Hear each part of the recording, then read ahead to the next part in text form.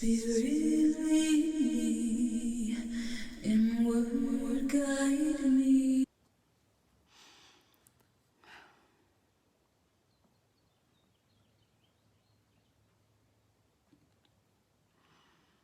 Hello, and welcome to this week's episode of Junia's Insight podcast.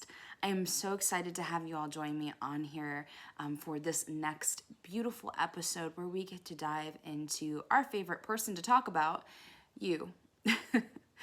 So I hope you are treating yourself well since we last spoke in the podcast, and that you are doing things that really bring yourself joy and answering the call that's coming to you in life. And if you remember our last podcast, we talked about forge, don't follow, and really following that inner guidance system that's kind of calling you right now to step up more in life, and almost asking yourself, where do I need to step up more in life, right? So I really hope that if that resonated with you, that you have been listening to that call that's been kind of, amplified in your existence at this time. So if not, it's totally cool. There's always time. There's always time. And universe always provides us more than one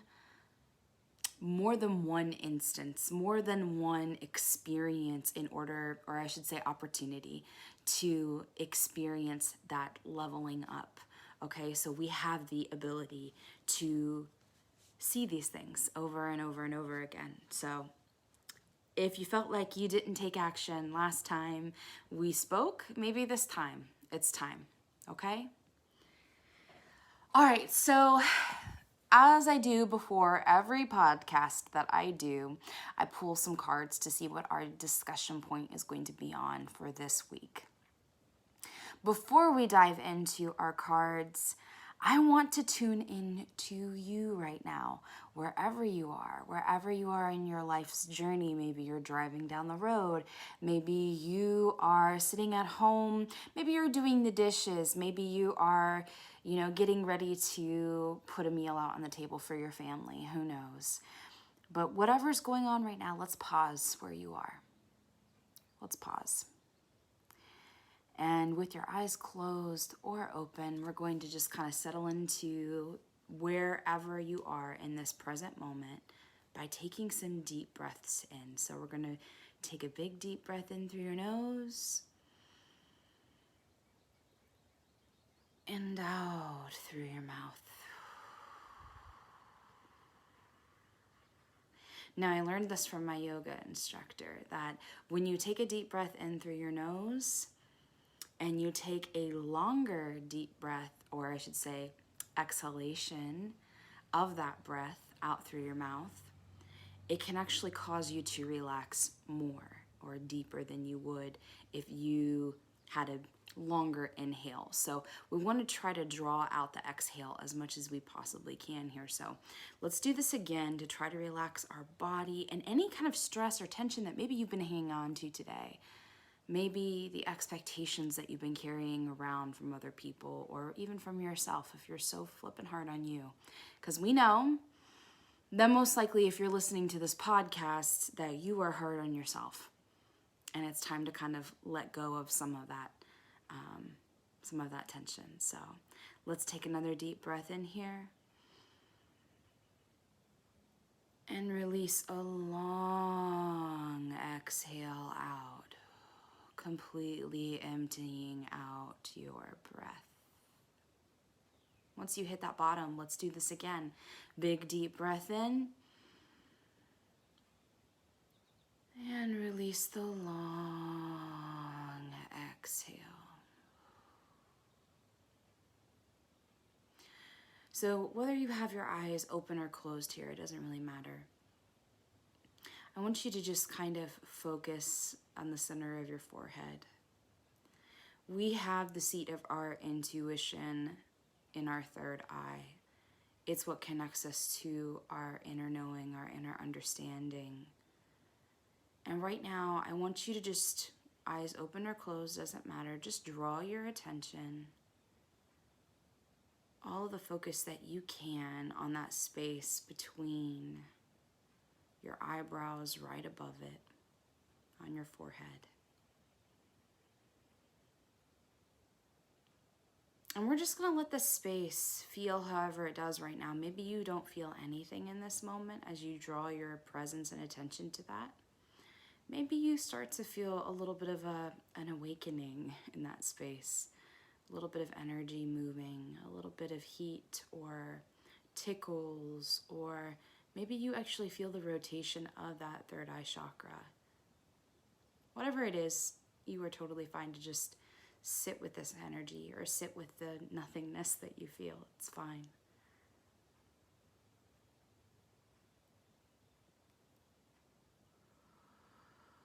Breathe in deeply here. Take another deep breath in.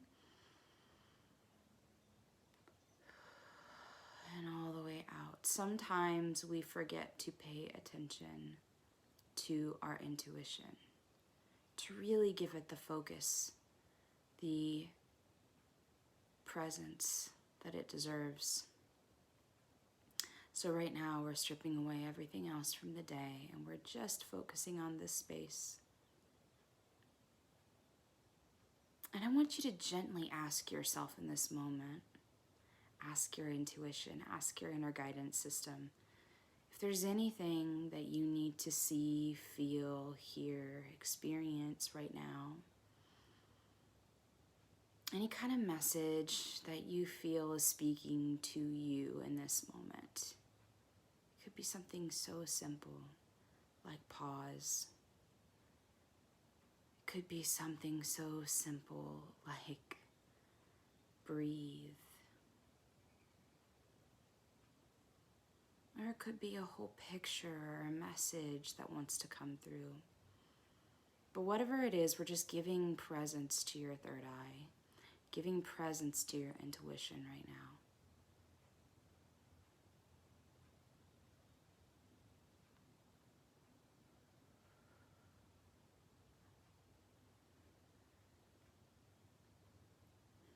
Your intuition thanks you. It really does. So before we begin down the journey of experiencing this podcast together today, I want you to just ask your third eye, ask your inner guidance system to help you be open to the messages that are coming through today. Whatever message they may be, no matter how big or small, just allow your internal guidance system to speak to you. And before we even move on or take a step forward here, just say thank you. Say thank you to yourself. Thank you to your intuition for guiding you so strongly in your life, whether you've noticed it or not. Now that we have our intuition sparked and we're ready to kind of dive into all of this, let's look at these 3 cards together because I pulled from a different deck today than I normally do. I pulled from the Halloween Oracle deck. I love this deck. It's a lovely deck. It's got a dark kind of feeling to it, obviously, with it being a Halloween Oracle deck. But the messages are very strong, and there's a beautiful story behind each message. So I may actually read these to you today instead of interpreting them. Spirit's telling me that I need to share these stories with you as we're diving into the meaning that we need to highlight today in your message. We're going to dive into each card and I'm going to explain to you what I'm seeing with them. So for the very first card you have here is the Skull of Darkness. The Skull of Darkness here says blind spots, blind spots. Okay, we have blind spots. And then we have the Dawn card, the Dawn card. And for those of you who can't see the Dawn card, it's absolutely beautiful. It's got like what almost looks like a sun or moon turning into a sun. And then you have an owl in front of that. And it's getting ready to land is what it looks like to me, at least. It has its talons outstretched, looking like it's getting ready to perch on something. But it's such a beautiful card. It's such a beautiful card. It's got a lot of beautiful scenery below it. And then we have the Spider card. And the spider is also beautiful, even though I know some of you would probably not resonate with that opinion that I have that the spider is beautiful. It is beautiful. There's a spiral on the back of the spider. There's also something like illuminating the web itself, and you see it almost sparkling. It's very lovely. So the spider, and the spider says community and web weaving. So as we are looking into these cards, one of the things that is very highlighted for me here is the fact that you have the skull of darkness with the blind spots, and then you have the dawn right afterwards. That's not a coincidence, right? We recognize this. The dawn card says light after the darkness. So literally what I'm seeing here is there's a time frame that maybe you've been going through recently, whoever my lovely listeners are right now. You've been going through recently this dark night of the soul, this moment of going through your shadow, a tough time in your life, something very significant to you that has been very difficult to handle. And you are getting ready to emerge out of this darkness if you have not done so already. And I feel like we're highlighting community here an awful lot for you, or weaving of a community, needing some kind of connection to help you really pull yourself out of this dark moment, this dark experience. So let's take a look really quick here though. The Skull of Darkness, starting with that one. Skull of Darkness, straight from the book, says blind spots. We may not wish to delve there. The shadows, the darkness, the unknown.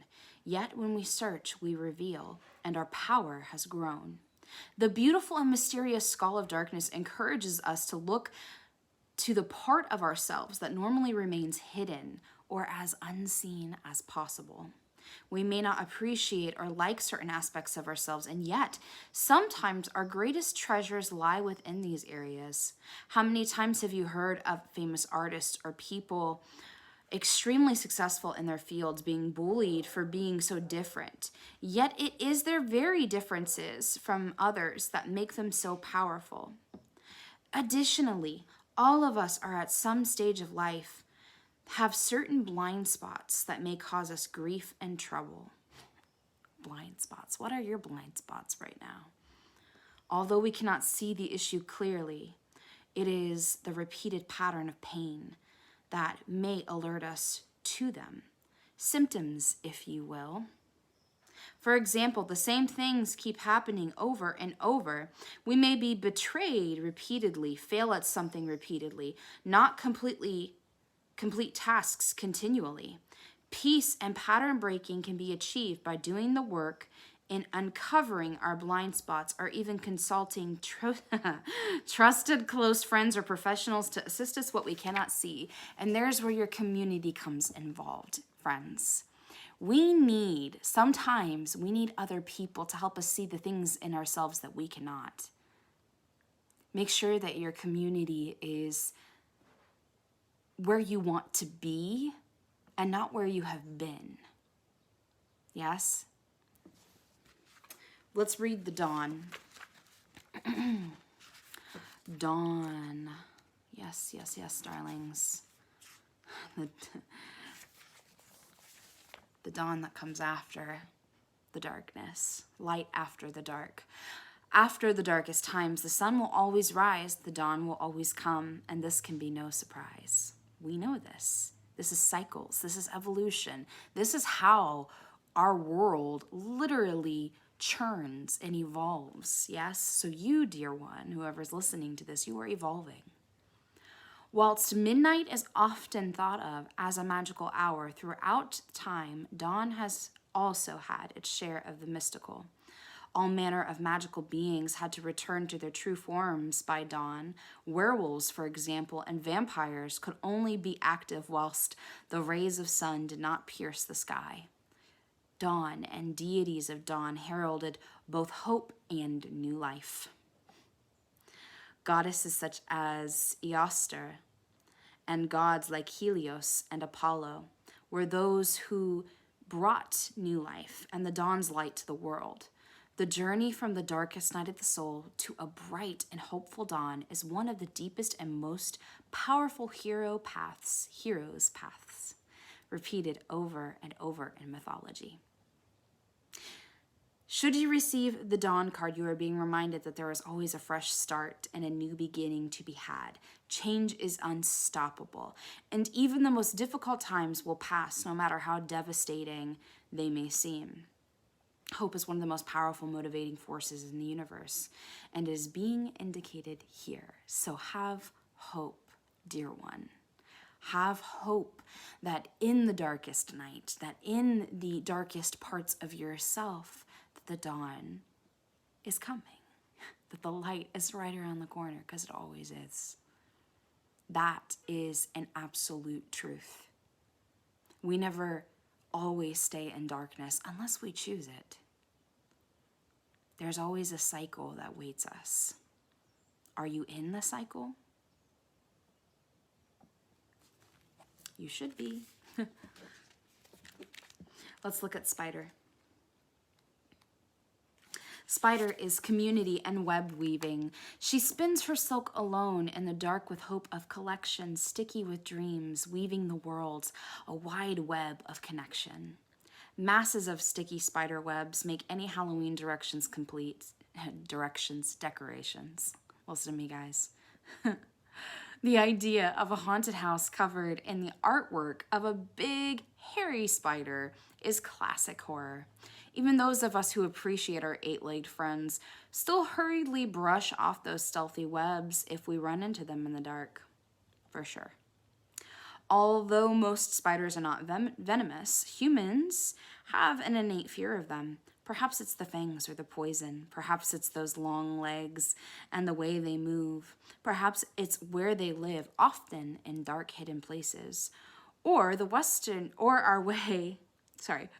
way our Western popular culture has demolished them by making them giant, fierce, and man-eating. Some cultures, though, revere the spider in very positive ways.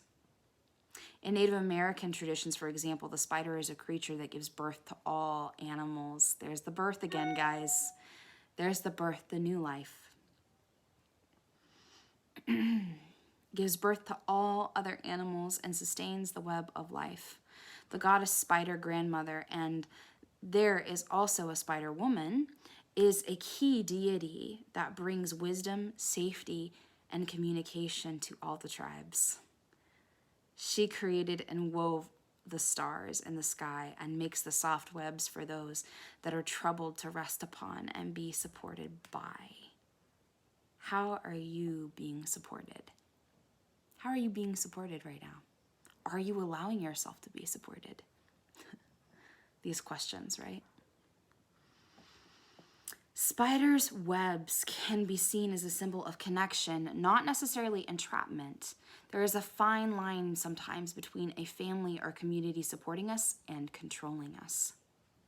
This card looks at discernment. It also suggests you review the way that you communicate with the wider community at work or generally with others and take steps to improve this or do it slightly differently.